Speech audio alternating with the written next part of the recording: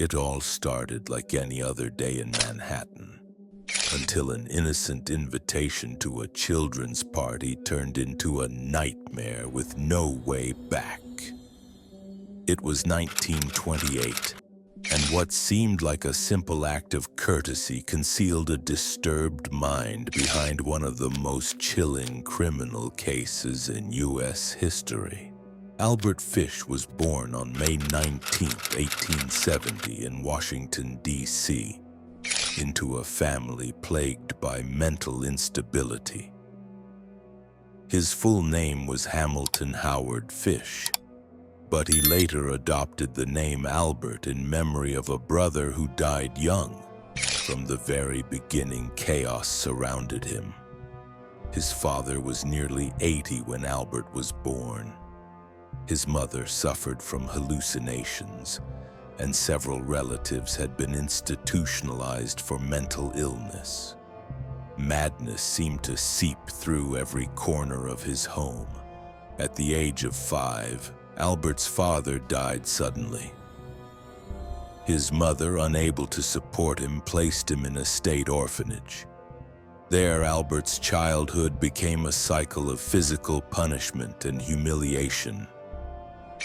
Beatings were frequent, and disturbingly, Albert began to find pleasure in the pain.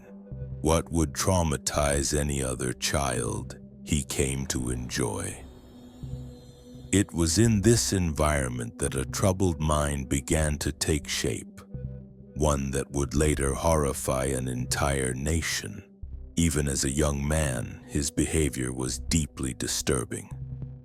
He ate his own waste, drank urine, and constantly sought out physical pain.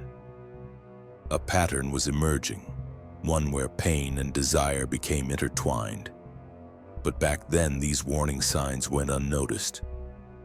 Society simply lacked the tools to understand such complex disorders.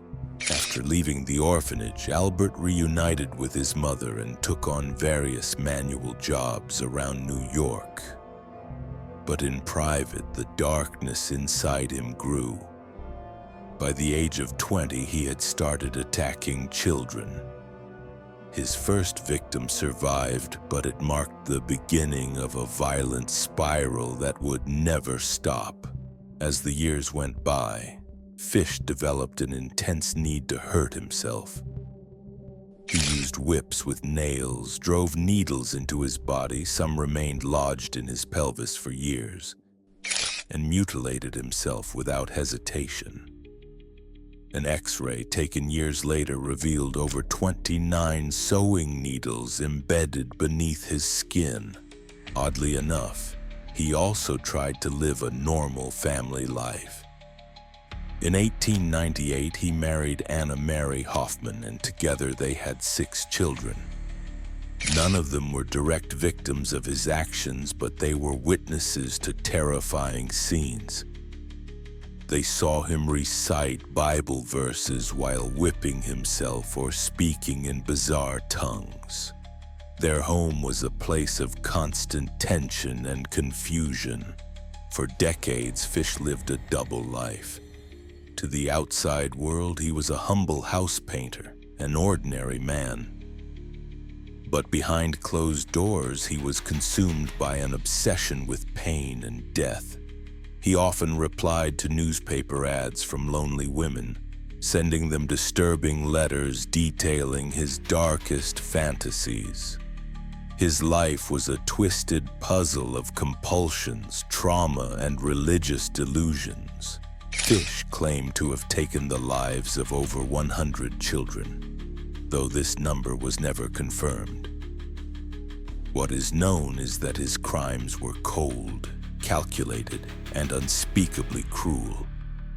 He specifically targeted children from poor families or with disabilities, those he believed would be less likely to be missed. He posed as a farmer, a merchant, or a generous employer to earn the trust of unsuspecting families. Once he had a child in his grasp, he'd lure them to abandoned houses or wooded areas where his acts went undisturbed.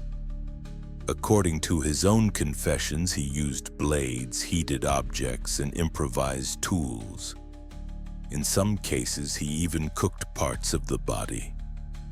Despite how horrifying this was, he described everything with a chilling calmness. One of the most disturbing cases was that of Billy Gaffney, a 4-year-old last seen with an older man, described by another child as the Gray Man. Years later, Fish admitted to taking Billy to an empty house, where he kept him captive for days. In a letter to the police, he detailed how he cooked parts of the boy with vegetables and bacon, like something out of a horror novel. But it was the case of Grace Budd that ultimately led to his capture. On June 3, 1928, Albert visited the Budd family using the fake name Frank Howard. Pretending to be a farmer looking for workers, he offered a job to Edward Budd. But his true intention was to take Grace, Edward's 10-year-old sister. Claiming he was taking her to a birthday party, Albert left with her. She never came back. For 6 years, there were no leads. Then in 1934, Grace's mother received an anonymous letter. The writer, Albert himself, described in horrifying detail what he had done to the girl. He claimed to have taken her to an empty house where he ended her life and cooked her body. That letter led police to trace the envelope, which brought them to a boarding house where Fish had lived. On December 13, 1934, Albert Fish was arrested without a struggle. During interrogation, he confessed not only to Grace's case, but to many other acts spanning years. At his 1935 trial, his defense claimed insanity. Psychiatrists diagnosed him with multiple disorders, schizophrenia, religious delusions, and a range of extreme compulsions. He insisted he heard divine voices commanding him to make sacrifices. Despite the insanity plea, the jury found him guilty. He was sentenced to death. On January 16, 1936, Albert Fish was executed in the electric chair at Sing Sing prison. In a bizarre twist, it said the first jolt wasn't enough. Metal needles in his body interfered with the current. A second shock was needed to complete the execution. Albert Fish's legacy continues to be studied to this day. Not just because of the brutality of his crimes, but because of the deeply complex mind behind them. His story highlights the urgent need for early trauma intervention, effective mental health care, and the importance of recognizing warning signs. Beyond the horror, his case raises profound questions about the roots of evil and how we confront the darkest parts of human nature. And in the end, one question still echoes. Is evil born or made? Was Albert Fish a product of his time and circumstances, or was the darkness always there waiting? Let us know your thoughts in the comments.